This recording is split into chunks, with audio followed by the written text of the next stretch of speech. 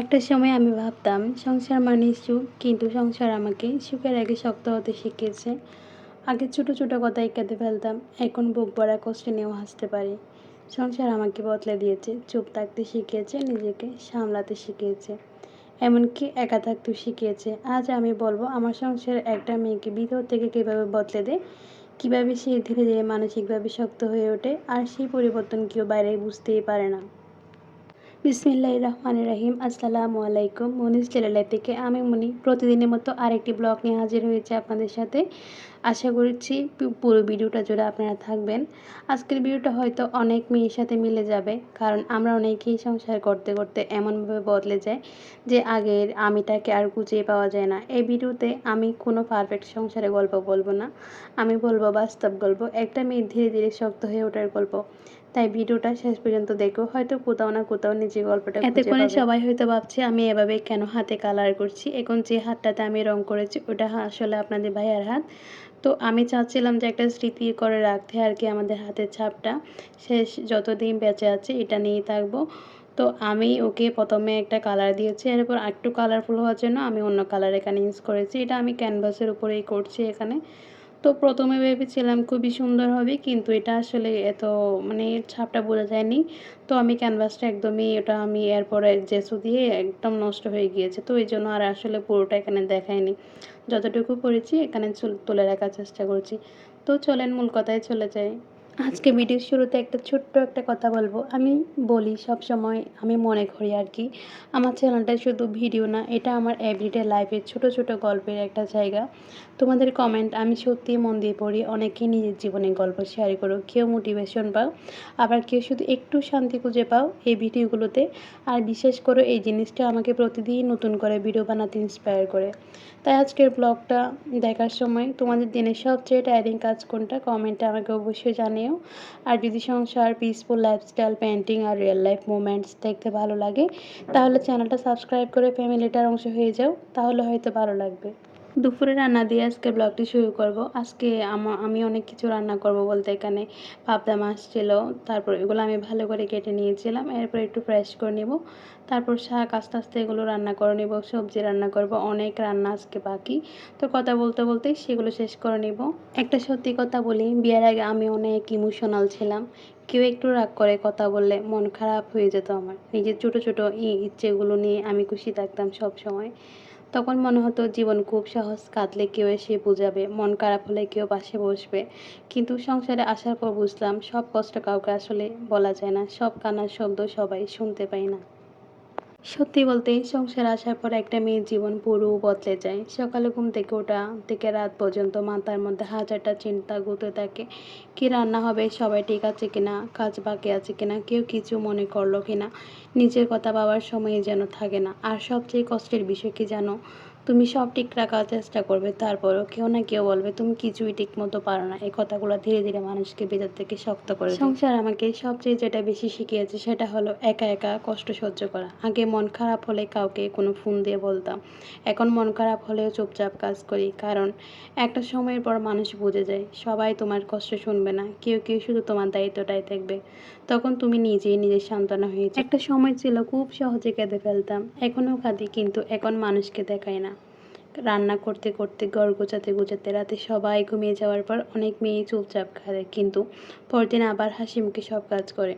এই হাসতে হাসতে কষ্ট লুকানো একটা মেয়ের ভয়ঙ্কর রকম শক্ত বানিয়ে দেয়। আমার মতে এটা মনে হয় আমাকে আর একটা জিনিস শিখিয়েছে, সব ইচ্ছা পূরণ হয় না। আগে নিজের জন্য কিছু কিনতে ইচ্ছে করতো, এখন 10বার ভাবতে হয়। আগে নিজের শখের কথা ভাবতাম, এখন সংসার প্রয়োজনের পর নিজের কথা মনে পড়ে। ধীরে ধীরে নিজের ইচ্ছাগুলো চুপ হয়ে যায়, আর মানুষটা বাস্তববাদী হয়ে যায়। মানসিকভাবে শক্ত হওয়া মানে এই না যে তোমার কষ্ট লাগে না, বড় শক্ত হওয়া মানে কষ্ট নিয়েও দায়িত্ব পালন করা, মন ভাঙলে উঠে দাঁড়ানো, ভেতরে জ্বর চললেও বাইরে শান্ত থাকা। সংসার আমাকে এটাই শিখিয়েছে। আর একটা জিনিস শিখেছে, একা সময়ের প্রয়োজন। একটা সময় আমি বুঝেছি নিজের সাথে সময় কাটানো খুব দরকার, কারণ সারাদিন সবাইকে সামলাতে সামলাতে মানুষ নিজেকে হারিয়ে ফেলে। তখন আমি ছোট ছোট জিনিসের শান্তি খুঁজতে শুরু করি, কখনো পেন্টিং, কখনো ক্যালিগ্রাফি, কখনো ছাদে হাঁটাহাঁটি, কখনো এক কাপ চা নিয়ে একা বসে থাকা। এই ছোট ছোট জিনিসগুলো আমাকে মানসিকভাবে বাঁচিয়ে রেখেছে। আগে আমি সব কিছুর উত্তর দিতাম, এখন কিছু শুনে চুপ থাকি, কারণ সংসার আমাকে বুঝিয়েছে সব কথার উত্তর দিতে নেই। কিছু কিছু ক্ষেত্রে চুপ থাকাই শান্তি। এই চুপ থাকা দুর্বলতা না, এটা অনেক সময় পরিপক্কতা হয়ে ওঠে। সংসার আমাকে ভেঙেছেও আবার গড়েছেও। আমি বুঝেছি আমি আগের মতো সহজ না, কিন্তু আমি আগের চেয়ে অনেক বেশি শক্ত। এখন আমি জানি কিভাবে নিজের মন খারাপ নিজেই সামলাতে হয়, কিভাবে কষ্টের মাঝেও নিজেকে ধরে রাখতে হয়। কথা বলতে বলতেই কিন্তু ওই মাছগুলো আমি ভুনা করব আজকে টমেটো দিয়ে, আর এই সবজিগুলো করব। তো যেহেতু মাছের মাথা দিয়ে করছি, এটা পাবদা মাছের মাথা ছিল, তরকারিগুলো পর অনেক মজা হয়েছিল। তো দেখেছি আপনাদের ভাইয়া কাঁচা কলা এনেছে এই গরমে, আসলে আমার খুবই বাজে লাগে এইসব সবজি, তাও খেতে পছন্দ করে যেন রান্না করছি। কাঁচা কলা কি কেউ খায়? কারো পেট খারাপ হলে বা ডায়রিয়া হলে তখনই খাই, কিন্তু তাও রান্না করতে হচ্ছে। এখানে আজকে সবচেয়ে আমার জন্য মজার জিনিস হচ্ছে শাক। আমি শাক খুবই পছন্দ করি। তো আজকে লাল শাক রান্না করব। অবশ্য আমি অনেক বেশি খেয়েছি, যতটুকু রান্না করেছিলাম বেশিরভাগই মন হয়েছিল আমি খেয়েছি। রান্না করতে যত না কষ্ট লাগে আমার, তার থেকে বেশি কষ্ট লাগে এই গরমে, যখন দাঁড়িয়ে দাঁড়িয়ে এরপরে জিনিসগুলো এভাবে গুছিয়ে রাখতে হয়, সব ক্লিন করতে হয়। খুবই খারাপ লাগে আসলে একের পর এক। আমি তো ঘেমে আমার অবস্থা খারাপ। কোথায় নাকি সারা বাংলাদেশে গরম পড়ছে, নাকি চট্টগ্রামে পড়ছে, শুধু সেটাই বুঝতেছি না। আমি তো রান্না করতে গেলেই কয়েক মিনিট ওখানে থাকলে আমার অবস্থা খুবই খারাপ হয়ে যায়। তো এই জন্য চেষ্টা করি একটু আর্লি রান্না করে ফেলার। আর এখানে ধনেপাতা, টমেটো এগুলো কেটে নিয়েছিলাম, কাঁচামরিচ এগুলো তরকারিতে দিব। যেহেতু 2-3টা ইয়াতে ছিল, আমি এগুলো একসাথে করে ফেলবো।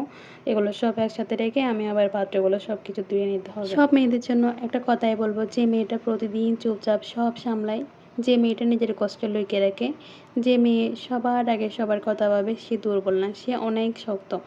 হয়তো কেউ তাকে অ্যাপ্রিসিয়েট করে না, তবু সে প্রতিদিন নিজের দায়িত্ব পালন করে যাচ্ছে, এটাই সবচেয়ে বড় শক্তি তার। মাঝে মাঝে আসলে খুব ইচ্ছে করে কেউ এসে শুধু জিজ্ঞেস করুক তুমি কেমন আছো, কিন্তু সংসারে অনেক মেয়ে আছে যারা এই প্রশ্নটা শোনার আগেই নিজেকে শক্ত বানিয়ে ফেলে, কারণ তারা জানে থেমে গেলে সংসার থেমে যাবে।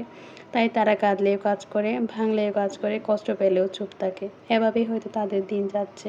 আজকে কিন্তু ভিডিও শুরুতে কারোর কাছে কোনো লাইক চাইনি, কিছু বলিনি। তো এখন বলবো, সবার কাছে অনুরোধ করব, যারা এই পর্যন্ত আমার ভিডিওটি দেখছেন তাদের সবাইকে অনুরোধ করব, প্লিজ লাইক দিয়ে ভিডিওটি শেষ করবেন।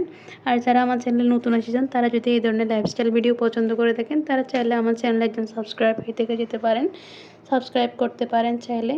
তো আমি এখানে বিভিন্ন ধরনের টিপস দিয়ে থাকি, আর আমি রিয়েল লাইফের গল্পগুলো এখানে আমি বলে থাকি। তার সাথে আমি আমার রান্নাটা দেখিয়ে থাকি, আপনাদের সুন্দর সুন্দর ভিডিও উপহার দিতে পারবো আশা করছি। তো চেষ্টা করছি, আসলে কতটুকু পারি সেটা আমি এখনও জানি না, তবে আপনার সাথে থাকলে আমি অবশ্যই পারবো।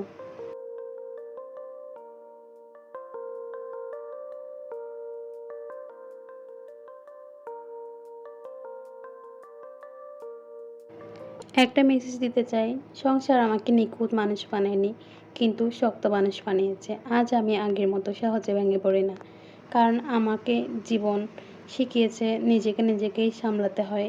আর যদি তুমি এই ভিডিওটা দেখো আর মনে হয় এই গল্পটা তোমারও, তাহলে জেনে রেখো তুমি আসলে একা না, তোমার সাথে অনেক কেউ এই পরিস্থিতি মোকাবেলা করে যাচ্ছে এই পৃথিবীতে, অনেক কেউ আছে এরকম। তো সব সামলিয়ে আমাদের জীবনটাকে আসলে এভাবে চালিয়ে নিতে হবে। সবশেষে একটা কথা বলতে চাই, সংসার একটা মেয়েকে শুধু দায়িত্বশীল বানায় না, ধীরে ধীরে তাকে এমনভাবে শক্ত বানিয়ে দেয় যে সে হাসি মুখে নিজের কষ্ট লুকিয়ে ফেলতে শিখে যায়। আজকের ব্লগে এটুকুই, আজকের মতো এখানেই শেষ করছি। যারা পুরো ব্লগটা দেখলেন তাদের অনেক ধন্যবাদ।